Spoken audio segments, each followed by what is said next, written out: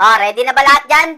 Lights, camera, action! Alat ngayon with regards sa health ni PBBM na medyo ano na daw, malubha na daw.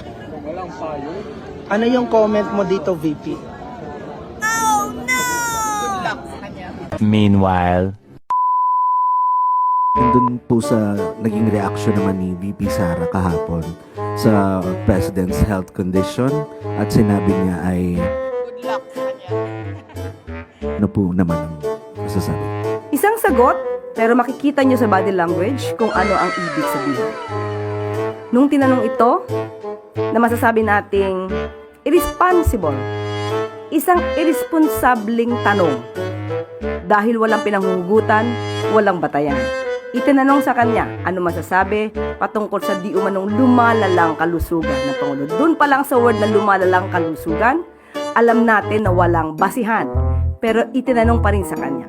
Kaya ang nakuha rin natin sa Vice Presidente ay isang irresponsableng sagot. Good luck. With a smile. At lahat sa paligid niya ay nagtatawanan. Bilang isang Pilipino, hindi natin gawin ang mangutya, pagtawanan, ang sino mang may sakit. Lalong-lalo na kung ito'y ginagawa lamang. Ginagawang sakit para masira ang Pangulo. Ang sabi nga nila, an idle mind is the playground. Or rather, an idle mind is devil's playground. So makikita natin, tumawa, is that a last laugh mentality or mockery of misery? Hindi ba dapat ang isang tao kapag may sakit, mas binibigyan natin ng atensyon at binibigyan natin ng dasal para mas maging maigi ang kalusugan?